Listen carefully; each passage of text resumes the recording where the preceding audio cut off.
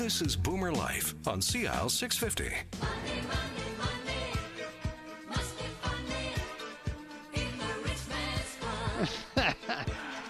Ah, yes, money, money, money has been the subject of much discussion on this episode of Boomer Life with our guest Phil McCourt, Senior Vice President from Abakhan and Associates, proposal administrators and trustees in bankruptcy here in British Columbia. 5 offices around the province. The closest one to us here in Richmond, probably downtown in Vancouver or over in Surrey. They're in Victoria, Prince George, and Vernon as well.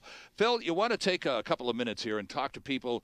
This is Boomer Life, and a lot of boomers have been working for other people all their lives, and now they're at a point where they want to finally get the chance to open that little shop or start that little business, a small business, a little entrepreneurship. What are the pitfalls for small business people or would-be small business people with respect to bankruptcies and just the whole money going sideways? Money going sideways. Somebody wants to start a business and takes their savings and opens up a shop, whatever the business is. Sure.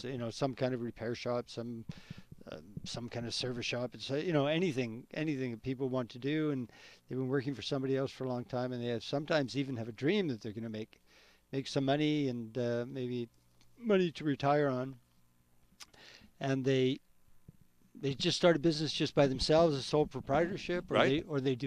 they set up a company. They spend the money to set up a limited entity. Right. Then cash flow, and sometimes they hire people, and they have payroll to make, and yep. they need cash flow to keep things going, and sometimes the cash flow doesn't work too well. And what people often do is they want to keep their business alive, and they spend, as we were talking about the individuals, it's 2 years. People keep on doing it for 2 years. Oftentimes, people who start their own business, they do whatever they can to keep the business alive. Including using their personal credit cards. Quite often using their personal credit cards. You bet, yeah. I mentioned to you before in the break about this one guy, the extreme. The one guy I know tried to keep a restaurant alive that he opened up, and he ended up having about $400,000 worth of credit card debt. Oh my! That was a total extreme. But yes, people use their personal credit cards to pay for business expenses. Right. And notwithstanding their business expenses, and even if they have a limited entity, that is, they've got a separate legal company, and they use the credit card for business expenses for that separate legal entity, it's still their credit card. Right. They still owe the money. It's not the company that owes the money, or the company may owe them the money. Right. But they owe the money to the credit card company.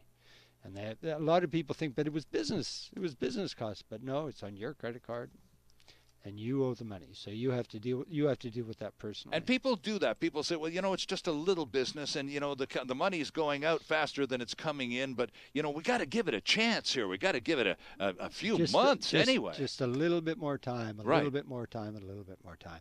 Another debt people often get into is with Canada Revenue Agency. Tax debt.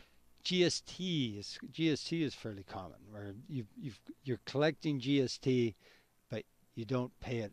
You don't pay it to the government. Or you keep the money and you spend it. Eventually, that will come to haunt you. And as a proprietor, if you're all by yourself, you're just running it without a limited entity, you owe that personally, obviously. And even as a limited entity, a separate company, if you're the director, and most likely you have a director's liability for that GST. Right, you're on the hook. You're on the hook. And likewise for payroll taxes. If you have employees, you deduct taxes from the payroll, and you don't give it to the government, eventually you're going to be on the hook for that. Well, then probably the takeaway from that very brief explanation would be, if you are particularly a boomer and you've had this dream for the last 20 or 30 or more years, and you're at a point in your life where it's time to take the plunge, to try that little entrepreneurial experiment you've been dying to have a bash at. Well, and good for you. But before you try, educate yourself on the financial ramifications. What could I be on the hook for by simply indulging this dream of mine? It's smart to do a lot of homework before you get yourself into a lot of trouble, right? Smart to do some budgeting, yep. Absolutely.